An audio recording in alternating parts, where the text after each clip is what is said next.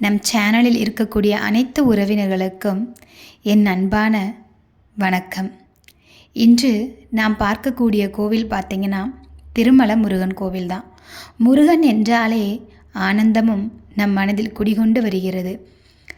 இந்த உலகத்தில் எத்தனையோ கஷ்டங்கள் அனைவரின் மனதில் இருந்தாலும் அப்பன் முருகனை காணும் அந்த நொடி நம் மனதில் உள்ள கஷ்டங்கள் நீங்கி நம்மை மறந்து அவருடைய பாதத்தில் நம்மை சரணடையச் செய்கிறோம். அதுதான் உண்மை. இந்த காலகட்டத்தில் எங்கு தேடிச் சென்றாலும் மன நிம்மதி என்பது கிடைப்பது அரிது. ஆனால் முருகன் இருக்கும் இடத்திற்கு சென்றால் நிச்சயமாக மன அமைதி கிடைக்கும். அதுவும் மலையின் மேலுள்ள முருகர் கோவில் என்றால் தனி சந்தோஷம்தான் அனைவருக்கும். அந்த மலையின் மீது நின்று கொண்டு மலையின் மேல் இருந்து இந்த ஊரை பார்க்கும் பொழுது அவ்வளவு சந்தோஷமாக இருக்கும். அப்படித்தானே? அதனாலோ என்னமோ மலை மீது உள்ள முருகர் கோவில் என்றால் நம் அனைவருக்கும் விருப்பம்தான். இன்று நானும் அப்படித்தான் திருமலை முருகன் கோவிலுக்கு சென்றேன். அங்கு சென்று வந்தால் என்னவெல்லாம் கிடைக்குமோ என்று எனக்கு தெரியாது. ஆனால் அப்படி ஒரு மன நிம்மதியும் சந்தோஷமும் ஆனந்தமும் எனக்கு கிடைத்தது. ஒரு கோவிலுக்கு சென்றால் அங்கேயே இருந்து விடலாம் என்று கூட நம் மனம் சில நேரங்களில் சொல்லத்தான் செய்கிறது. நாம் வீட்டில் இருந்தால் எவ்வளவு கஷ்டங்களை அனுபவிக்கிறோம், எவ்வளவு இன்பங்களை அனுபவிக்கிறோம் என்று தெரியாது. ஆனால் ஒரு கோவிலில் இருந்தால் நம் கவலைகள் எல்லாம் பறந்து போகிறது. இன்பங்களில் மட்டுமே வாழ்ந்து கொண்டிருக்கின்றோம். அதுவும் இந்த மலை மீது உள்ள முருகர் கோவிலை உண்மையிலேயே பார்க்கும் பொழுது அவ்வளவு பேரானந்தமே மிஞ்சுகிறது. இங்கு அவ்வளவு சந்தோஷமும் இருக்கிறது. எப்பொழுதுமே முருகர் கோவில் என்றால் கூட்டங்கள் நிரம்பிதான் இருக்கும். இந்த கோவிலிலும் கூட்டங்கள் இருக்கத்தான் செய்யும். ஆனால் இது எங்கு உள்ளது என்பது அனைவருக்கும் தெரிய வேண்டும் அல்லவா?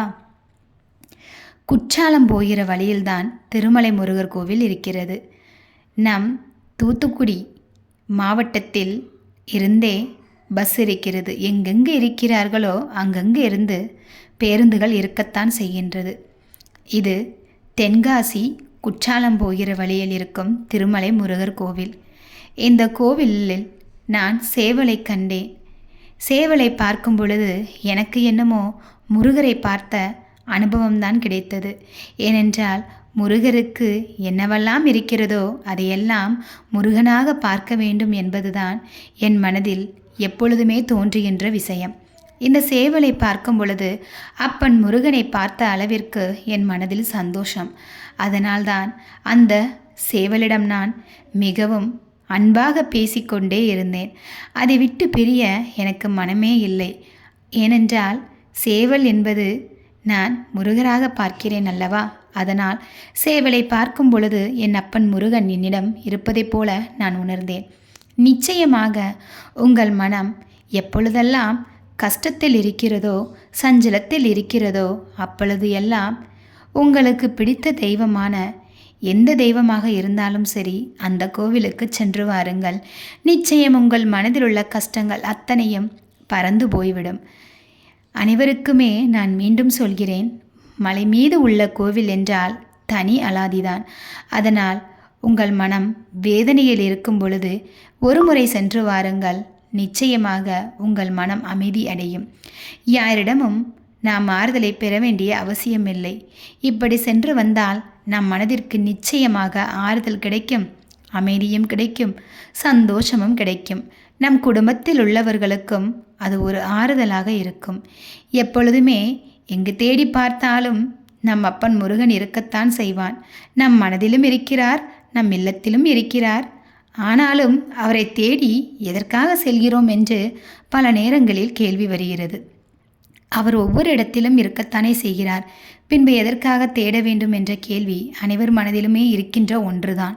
நமக்கென்று நேரம் இருந்தால் நிச்சயமாக முருகன் இருக்கும் இடமெல்லாம் சென்று வரலாம்.